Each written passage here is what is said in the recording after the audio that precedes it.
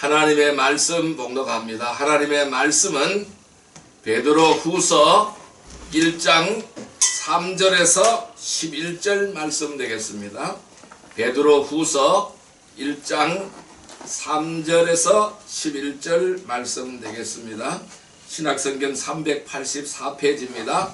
베드로 후서 1장 3절에서 11절 말씀 같이 합독하겠습니다. 그의 신기한 능력으로 생명과 경건에 속한 모든 것을 우리에게 주셨으니 이는 자기의 영광과 덕으로서 우리를 부르신 이를 알므로 말미암음이라.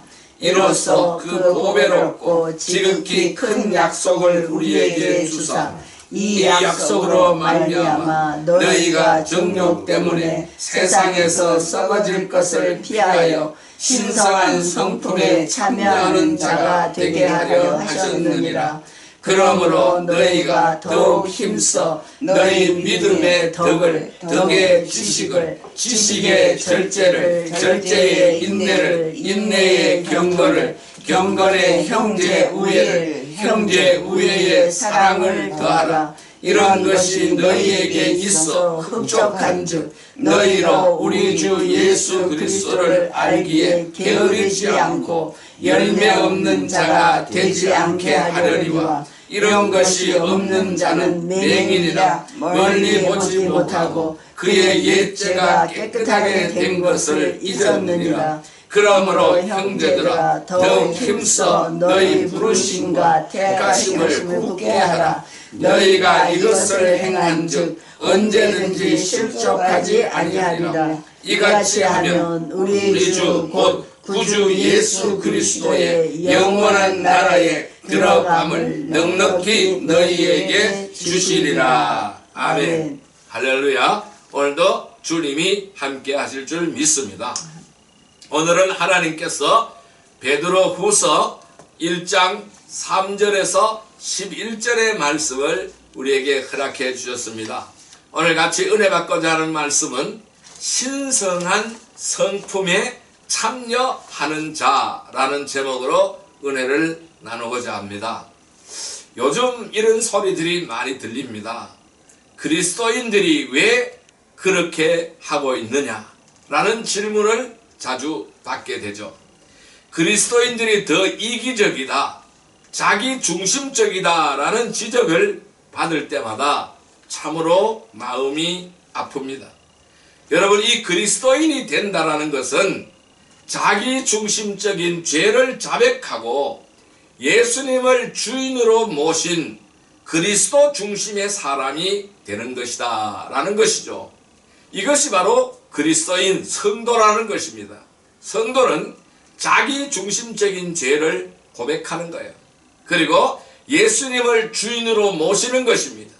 그래서 예수 그리스도의 중심의 사람이 되는 것입니다. 나 중심의 사람에서 예수 그리스도의 중심의 사람으로 바뀌어지는 것입니다.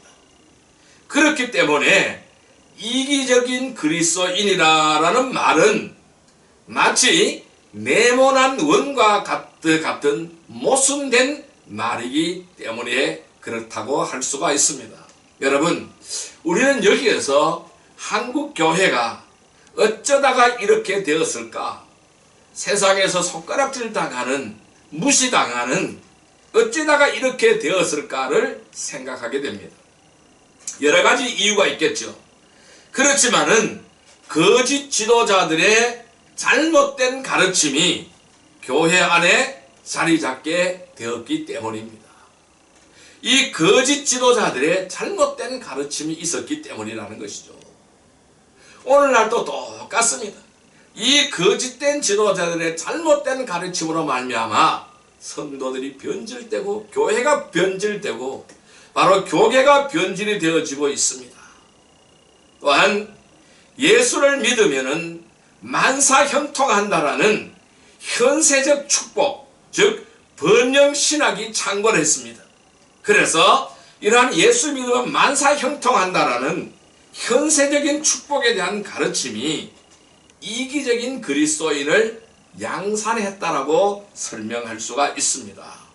여러분, 오늘 이 베드로는 이 베드로 후서를 쓰게 된 배경도 이와 무관하지 않습니다.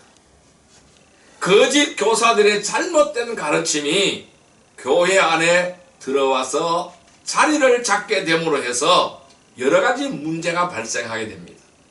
이 여러 가지 문제가 발생하게 되자 그에 대한 해결책으로 쓴 책이 바로 이 베드로 후서라고 말씀드릴 수 있습니다. 여러분, 우리가 베드로 전서도 살펴보았잖아요. 이 베드로 전서는 핍박 때문에 흩어진 나그네들에게 쓰여진 책이었습니다. 이 핍박 때문에 여러 성도들이 세계 각지로 흩어져 버렸습니다. 그래서 흩어진 나그네들에게 쓴 책이 바로 이 베드로 전서였습니다. 그래서 성도들은 세상에 뿌려진 씨앗과 같은 존재라고 말씀드렸어요. 그래서 교회가 어떻게 세상을 뚫고 들어가서 복음의 열매를 맺는 제사장 나라가 될 수가 있는가라는 문제를 가지고 이 부당한 상황에서도 선한 행실을 통해서 세상을 구원해야 한다는 것이 베드로 전서의 핵심 메시지였습니다. 그렇다면 이 베드로 후서의 메시지는 무엇이냐 하는 것입니다. 이 베드로 후서의 메시지는 교회 속에 들어와 있는 세속적 가르침, 이 거짓 교사, 거짓 선지자들이 퍼뜨리는 세속적 가르침에 대해서 바르게 대처함으로 해서 건강한 교회를 이룰 것인가의 문제를 다루고 있습니다. 오늘날 교회들이 이러한 세속적인 가르침이 계속 들어와져 있어요. 동성애에 대한 문제라든지 젠더 이데올로기라든지 공산주의 이념이라든지 또한 NCC, WCC 이러한 이념이라든지 종교 통합에 대한 이념이라든지 이러한 것들이 속속히 들어와 있어요. 그래서 이 건강한 교회가 파괴가 되어지고 있다는 것이죠. 과거나 지금이나 똑같은 현실이라는 겁니다. 그래서 우리는 어떻게 이러한 세속적 가르침에 바르게 대처함으로 해서 건강한 교회를 이룰 것인가라는 문제를 다루고 있는 것이 베드로 후서 내용이다라고 할 수가 있습니다. 자, 이 베드로 전서가 세상 속의 교회라고 말씀드린다면은 베드로 후서는 교회 속의 세상이라고 설명을 할 수가 있습니다. 그러면은 이 교회 속에 들어와 있는 세속적 세상에 대하여 베드로는 원인 분석보다는 해법을 먼저 제시하고 있다라는 것입니다. 그 해법이 바로 무엇일까요? 어떻게 대처해야 하는가라는 것입니다. 그 답이 무엇입니까? 자, 4절 후반절의 말씀을 같이 한번 읽어보겠습니다. 4절 후반절, 너희가 정욕 때문에, 여기서부터 읽겠습니다. 너희가 정욕 때문에 세상에서 썩어질 것을 피하여 신성한 성품에 참여하는 자가 되게 하려 하셨느니라. 자, 이렇게 말씀을 했습니다. 즉 바로 그 해법은 바로 뭐냐? 여기에서 탈출하고 벗어나는 해법은 바로 뭐냐? 신성한 성품에 참여하는 자가 되라는 것입니다. 이것이 베드로가 제시하는 해법이라는 것입니다. 여러분, 여기서 신성한 성품은 무엇을 말할까요? 이 신성한 성품은 하나님의 성품을 말씀하고 있는 것입니다. 우리가 하나님의 성품을 닮아가는 것만이 교회 속에 들어오는 세상적인 거짓 가르침을 막아 교회를 지켜내는 유일한 방법이라는 것입니다. 오늘날 동성애 문제, 젠더 이데올로기, 공산주의 이론, 또한 종교 통합에 대한 이론, 자유주의 신학, 번영신학. 자, 여러분, 이런 것을 세상 속에서 교회 속으로 계속 들어오는데 이것을 막아서 교회를 지켜내는 방법은 바로 뭐냐면은 신성한 성품에 참여하는 것이다 라는 것입니다. 이것이 바로 세상적인 것이 교회 속에 들어오는 거짓 가르침을 막아버려서 교회를 지켜내는 유일한 방법이라는 것을 말씀하고 있는 것입니다. 자, 그러면은 이 하나님의 성품의 사람이 된다는 것은 면역력을 높은 것과 마찬가지입니다. 그러니까 면역력을 올려야 된다는 거예요. 이 면역력이 높아야 어떻게 해요? 병에 걸리지 않습니다. 이 왜 예방주사를 맞습니까? 그 병에 대한 면역력을 키우기 위해서 예방주사를 맞는 거예요. 그러면은 이 면역력이 높은 사람은 몸에 어떤 병행군이 들어와도 이것을 다 이겨내게 되는 거예요. 면역력이 없으면은 병에 걸려버리는 겁니다. 자, 우리가 이단이나 거짓 가르침을 스타디하고 분석하여 무엇이 문제인지를 알아내고 그것에 맞게 대처함으로써 이겨내는 것이 아니라는 것입니다. 우리가 하나님의 성품으로 성장하게 되면은, 우리가 하나님의 성품으로 바뀌어지게 되면은 자연스럽게 거짓 가르침의 유혹에 빠지지 않게 된다는 것입니다. 여러분, 위조지폐를 감별하려면 어떻게 해야 될까요? 이 위조지폐를 감별하는 방법은 진짜를 잘 알아야 되는 거예요. 그래야 가짜를 구별해낼 수가 있습니다. 거짓을 분별하는 방법은 진리를 바르게 아는 것이다 라는 것입니다. 성도 여러분, 하나님의 성품으로 자라가게 되면은 거짓 가르침에 빠지지 않게 된다라는 것입니다. 그래서 오늘 본문을 통해서 하나님의 성품으로 자라가기 위해서 필요한 것이 무엇인지를 살펴보는 그러한 시간이 되도록 하겠습니다. 자, 그렇다면 하나님의 성품으로 자라가려면 우리는 어떻게 해야 하나님의 성품으로 자라갈 수 있을까? 첫 번째는 바로 뭐냐면은 이미 주신 것들이 있음을 확신하라는 것입니다. 한번 따라할까요? 이미 주신 것들이 있음을 확신하라. 예, 이미 하나님은 우리에게 주신 것들이 있어요.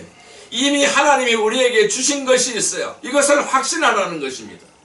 즉 그것은 바로 뭐냐 하면은 하나님의 능력과 약속입니다. 따라할까요? 하나님의 능력과 약속. 예, 베드로후서 1장 3절의 말씀을 같이 읽어보겠습니다. 1장 3절의 말씀 같이 읽습니다. 그의 신기한 능력으로 생명과 경건에 속한 모든 것을 우리에게 주셨으니 이는 자기의 영광과 덕으로서 우리를 부르신 이를 알므로 말미암음이라. 아멘. 자, 뭐라고요? 우리에게 주셨다라고 설명하고 있어요. 무엇을 주셨어요? 신기한 능력으로 생명과 경건에 속한 모든 것을 우리에게 주셨다라고 말씀하고 있어요. 자, 여러분, 하나님의 성품의 사람으로 자라가기 위해서는 우선적으로 알아야 될 것이 있습니다. 우선적으로 알아야 될 것을 이미 하나님은 우리에게 주셨다라는 거예요. 우리 주님은 우리에게 이미 주셨다라는 것입니다. 자, 3절 말씀 다시 읽습니다. 그의 신기한 능력으로 생명과 경건에 속한 모든 것을 우리에게 주셨으니 이는 자기의 영광과 덕으로서 우리를 부르신 이를 알므로 말미암으리라. 아멘. 자, 무엇을 주셨습니까? 생명과 경건에 속한 모든 것을 주셨다고 했어요. 생명과 경건에 속한 모든 것을 주셨다고 했습니다. 여러분, 우리가 주님의 부르심을 받아서 하나님의 자녀가 되었을 때, 예수 그리스도를 믿음으로 받아들이고 하나님의 자녀가 되었을 때에 우리 안에 이미 하나님의 생명이 들어왔다라는 거예요. 내가 믿음을 고백하는 순간 하나님의 생명이 우리 안에 들어왔다라는 거예요. 즉, 우리는 이것을 가지고 뭐로 말씀하냐면은 성령님이 임재하신다고 말씀하는 거예요. 그래서 주님은 우리에게 너는 성령이 거하는 성전인 줄을 알지 못하는, 성령의 전인 줄을 알지 못하느냐고 했습니다. 이미 성령님이 임재하신다라는 거예요.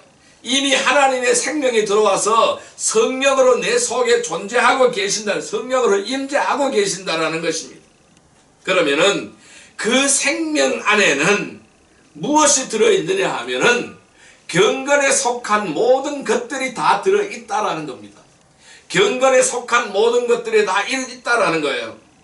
즉 하나님의 성품으로 자라가게 하는 모든 자양분이, 모든 영양분이 이 안에 있다라는 것을 말씀하고 있는 거예요. 그런데 이것을 어떻게 주셨습니까? 그의 신기한 능력으로 주셨다고 했어요. 그의 신기한 능력을 우리에게 주셨다고 했습니다. 여러분, 이 신기하다라는 것을 번역을 하면은 이 원문은요, 이렇게 설명합니다. 신성한 성품이라고 할 때에 신성함과 같은 단어라는 거예요. 즉 하나님의 능력으로 우리 안에 생명과 경건에 속한 모든 것을 이미 주셨다라는 것이에요. 이미 다 주셨다라는 것입니다. 자, 또 우리에게 주신 것이 무엇이 있느냐 하면은 4절에서 말씀하고 있어요. 4절 같이 읽어봅니다. 이로써 그 보배롭고 지극히 큰 약속을 우리에게 주사 이 약속으로 말미암아 너희가 정욕 때문에 세상에서 썩어질 것을 피하여 신성한 성품에 참여하는 자가 되게 하려 하셨느니라. 아멘. 무엇을 주셨다고요?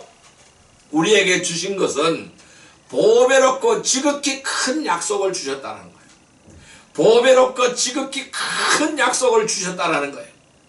그러면은 이 약속의 내용은 뭐냐면 보배롭고 지극히 큰 약속을 주셨는데 이 약속의 내용은 바로 뭐냐면은 신성한 성품에 참여하는 자가 된다라는 거예요. 하나님의 신성한 성품에 참여하는 자가 된다. 이것이 하나님의 약속이라는 것입니다. 여러분, 죄 많던 인간이 하나님의 성품에 참여하게 되었다라는 것이 얼마나 보배롭고 지극하고 큰 것입니까? 얼마나 영광스러운 것입니까?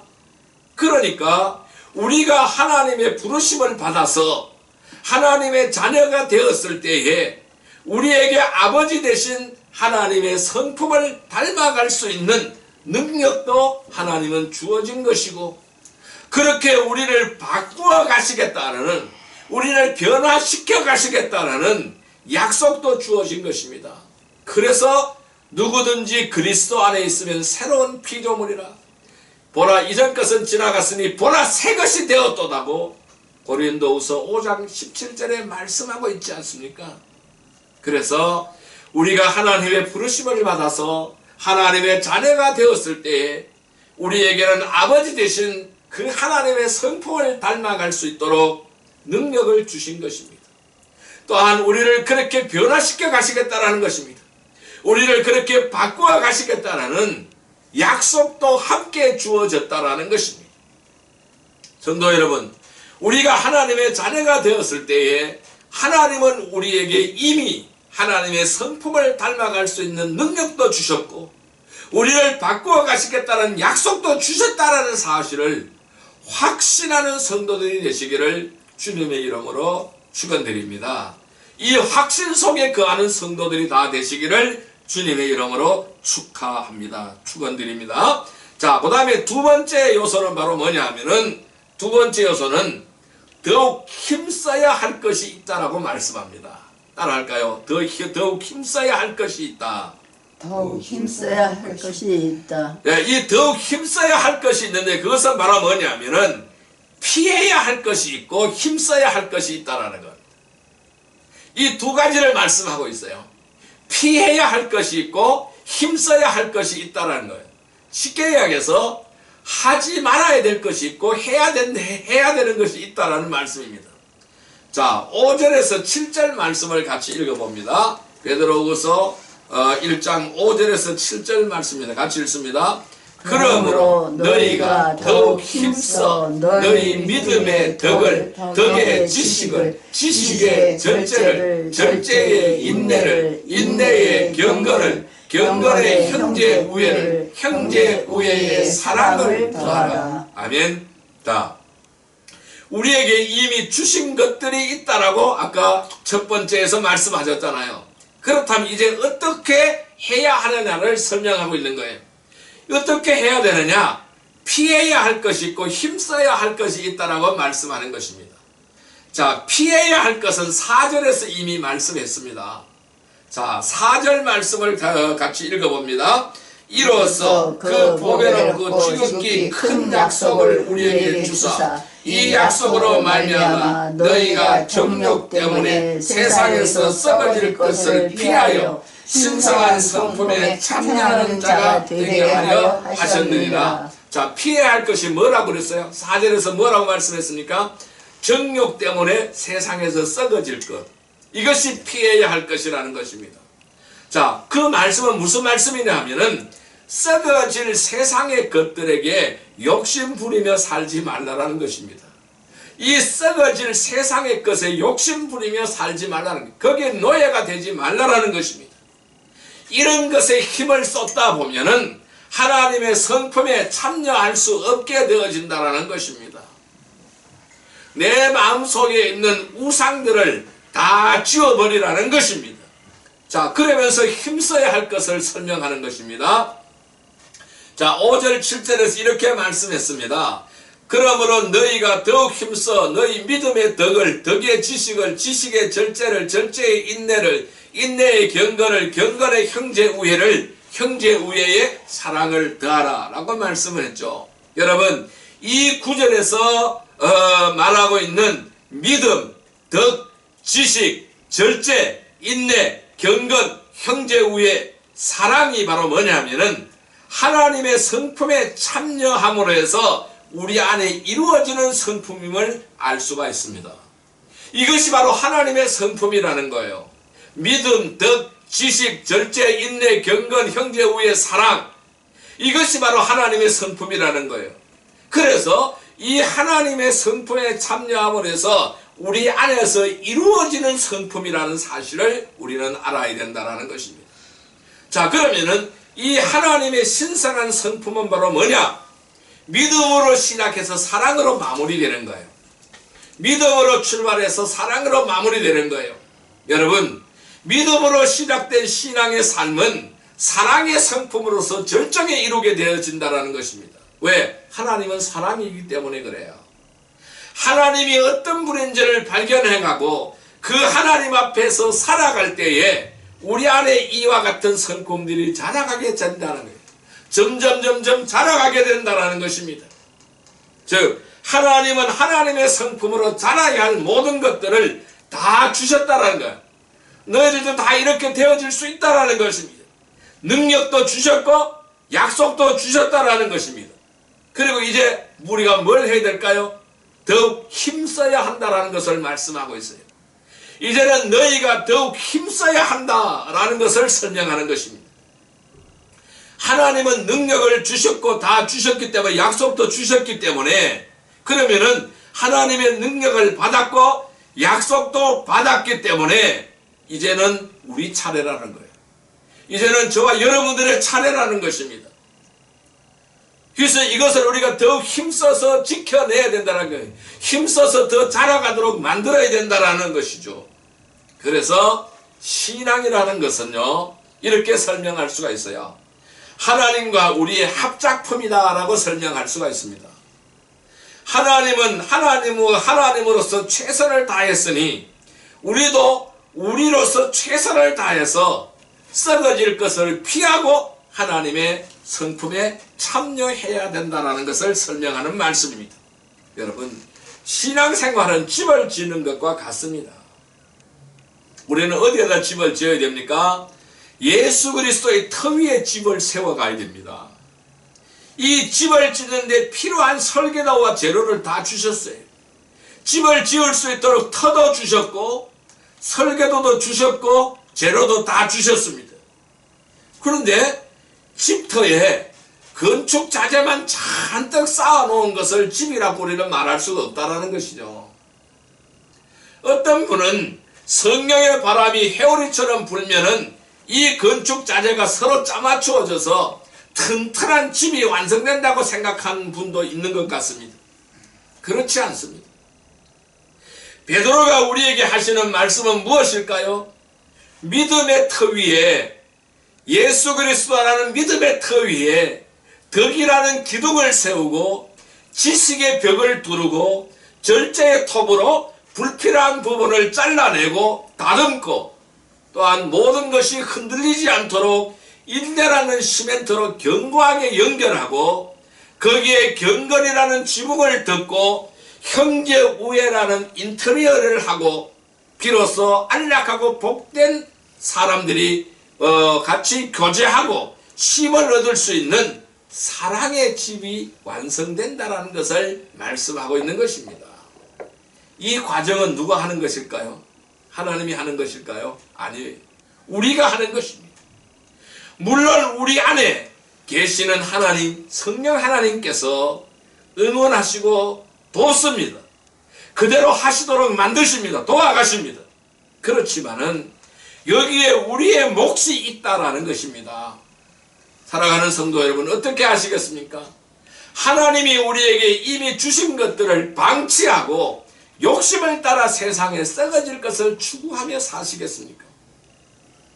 우리는 높아지려는 경쟁과 싸움을 할 필요가 없는 사람들입니다. 예수 그리스도께서 우리를 그의 영광과 덕으로 부르셨기 때문입니다. 우리에게는 더 높아질 것도 없습니다. 우리에게는 더 큰 영광도 없습니다. 하나님의 자녀라는 그 지위, 하나님의 자녀라는 그 영광, 그것보다 더 높은 것은 없습니다. 여러분, 대통령이나 장관이 부러우십니까? 사장님이나 부자가 부러우십니까? 세상의 부와 명예와 영광을 가진 자가 부럽습니까? 네, 그것 자체가 나쁜 것은 아닙니다. 불필요한 것입니다. 물론 필요할 수도 있습니다. 그렇지만 불필요한 것입니다. 그런데 영광과 덕으로 부르신 하나님의 자녀됨에 비교할 수 없는 것들이라는 것입니다.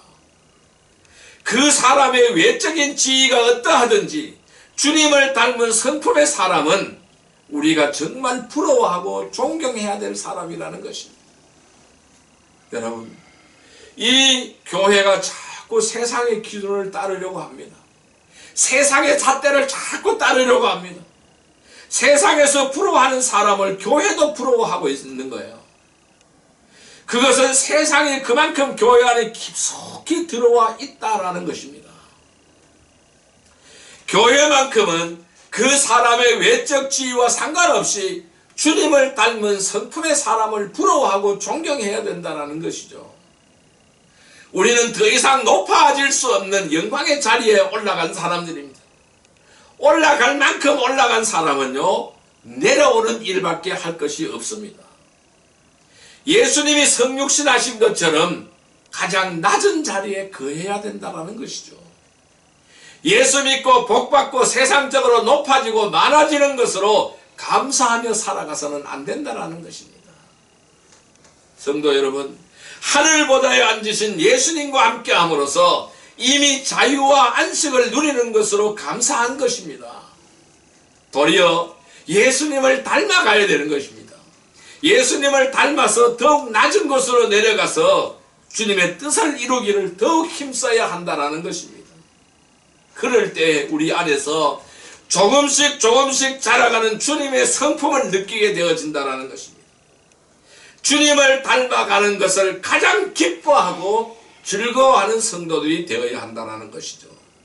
성도 여러분, 우리가 피해야 할 것은 피하고 힘써야 할 것을 더욱 힘써서 주님 닮아가는 것을 가장 기뻐하고 즐거워하는 성도들이 다 되시기를 주님의 이름으로 축복합니다.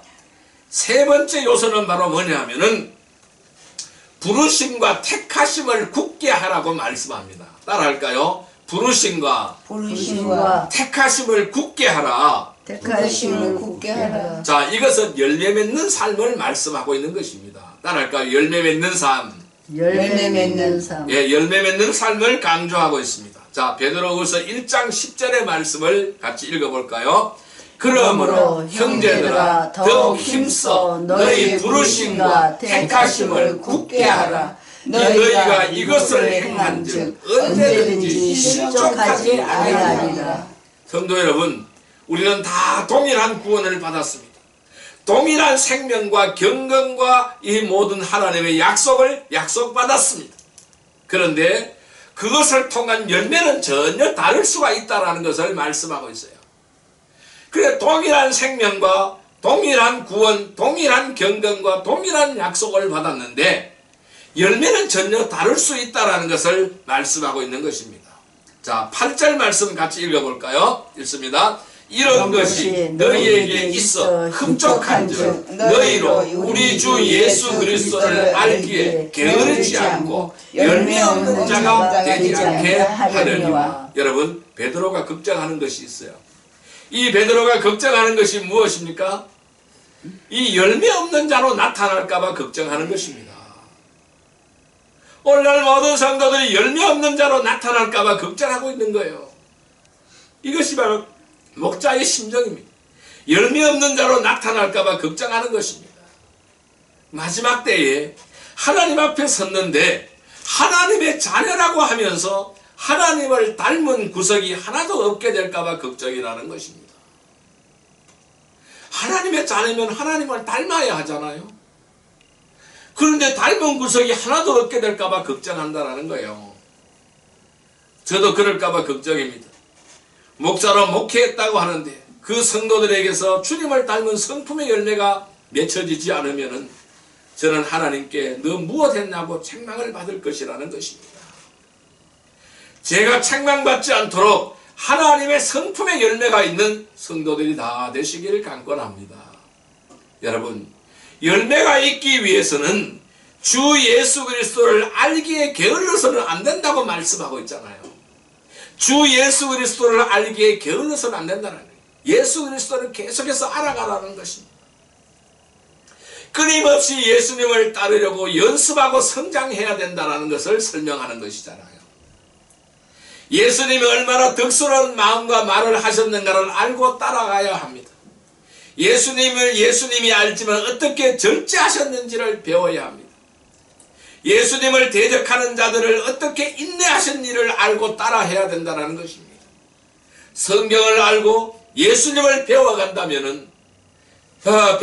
하면서 형제들에게 많은 사람들에게 상처를 주고 실족해 하고 관계를 파괴하는 삶을 산다면 그것은 거짓말하는 것이라는 것이죠.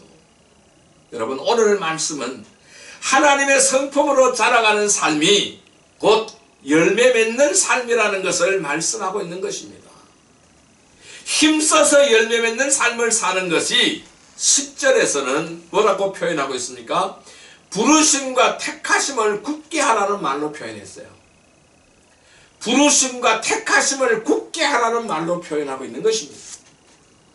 그러면 부르심과 택하심은 같은 의미의 말이잖아요. 하나님이 불렀다, 하나님이 택하셨다, 같은 의미의 말이잖아요. 그런데 이 같은 의미의 말을 반복함으로써 강조한다라는 것이에요. 내가 하나님의 부르심을 받았다라는 것, 내가 하나님이 나를 택하셨다라는 것을 무엇을 통해서 우리가 확신할 수가 있을까요? 여러분, 내가 하나님을 택한 것이 아닙니다. 하나님이 나를 택하신 거예요. 내가 하나님의 부르심에 응답한 것뿐인 것입니다. 무엇을 통해서 확신하게 될까요? 내 안에 하나님의 성품이라는 열매가 맺어지는 것을 통해서 알 수가 있습니다. 11절에서는 이것을 어떻게 표현하고 있습니까? 11절 말씀 같이 한번 읽어볼까요? 11절 말씀입니다. 자, 이같이 하면 우리 주 곧 구주 예수 그리스도의 영원한 나라에 들어감을 넉넉히 너희에게 주시리라. 아멘. 여러분, 열매를 보고 나무를 안다고 한 것처럼 우리 안에 하나님의 성품의 열매가 맺혀지면은 우리는 하나님의 자녀인 것이 증명이 되어지는 것입니다. 이럴 때 늘 나오는 질문이 있습니다. 그럼 열매가 없다면 영원한 나라에 들어갈 수 없는 것이냐? 그럼 구원이 취소될 수 있다는 것이냐? 결국은 행위로 얻는 구원을 말하는 것이 아니라는 질문을 받게 되는 것이죠. 그렇지 않습니다. 자, 9절 말씀을 같이 한번 읽어볼까요? 9절 말씀입니다. 이런 것들이 없는 자는 맹인이라 멀리 보지 못하고 그의 옛죄가 깨끗하게 된 것을 잊었느니라고 말했습니다. 자, 열매 없는 자의 옛죄가 깨끗하게 된 것이 취소되었다고 하지 않았습니다. 열매 없는 자의 옛죄가 깨끗하게 된 것이 취소되었다고 말하지 않고 있다는 것입니다. 열매 없는 자가 자신의 죄가 깨끗하게 되었다는 것을 잊게 되었다고 설명하고 있습니다. 잊어버렸다고 설명하고 있는 것입니다. 취소되었다고 말하고 있지 않습니다. 그래서 우리는 늘 두려움 가운데서 살아가는 것입니다. 영원한 나라에 들어감을 넉넉히 주시리라고 한 것을 통해서 넉넉하지는 않지만은 들어가는 것이 막혔다고 볼 수는 없다라는 것입니다. 또한 하나님의 부르심과 택하시면은 결코 후회도 없고 실수도 없다라는 것입니다. 그렇기에 정말로 하나님의 부르심을 받았다면은 구원이 취소되는 것은 아니라는 것을 설명하고 있는 것입니다. 그런데 만약 내 안에 하나님의 성품에 대한 갈망이 전혀 없다면은 생명이 없는 것입니다. 내가 부르심을 받았다고 착각하는 것일 수도 있다라는 것입니다. 여러분, 영적인 생명을 가지고 태어났다면은 반드시 하나님의 성품을 향해 성장해 갈 수밖에 없는 것입니다. 성장하지 않으면 심각한 병에 걸렸거나 처음부터 거짓이라는 것입니다. 성장하지 않으면 심각한 병에 걸린 것일 수도 있고 처음부터 거짓일 수도 있다는 것입니다. 성도 여러분, 우리가 하나님의 부르심과 택하심을 굳게 붙들고 열매 맺는 삶을 통해서 이 땅의 빛과 소금으로서 진리를 비춰가며 하나님의 영광을 위하여 살아가는 성도들이 되시기를 주님의 이름으로 축복합니다. 자, 이제 말씀을 정리하여 보겠습니다. 그렇다면 우리는 어떻게 하여야 될까요? 많은 교회에 세상의 사상들이 흘러들어오고 있고 세상의 물결이 스며들고 있고 거짓 선지자, 거짓 교사들의 가르침이 난무하고 있는 이 세상의 교회들입니다. 베드로가 있을 때의 교회도 마찬가지고 오늘 우리가 살아가는 이 시대의 교회도 마찬가지입니다. 우리는 어떻게 해야 될까요? 하나님은 이미 우리에게 생명을 주셨습니다. 능력을 주셨습니다. 약속을 주셨습니다. 우리는 이것을 굳게 붙들어야 합니다. 이제 우리가 해야 될 싸움이 있습니다. 무슨 싸움일까요? 더욱 힘써서 노력해야 할 것이 있다는 것입니다. 그것은 주님을 알고 그 아는 만큼 닮아가려는 노력이라는 것입니다. 그래서 주님 닮은 사람으로 변화되는 것입니다.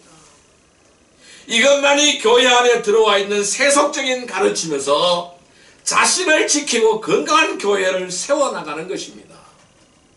주님 닮은 성품의 열매를 맺어가는 복된 성도들이 다 되시기를 주님의 이름으로 축복합니다.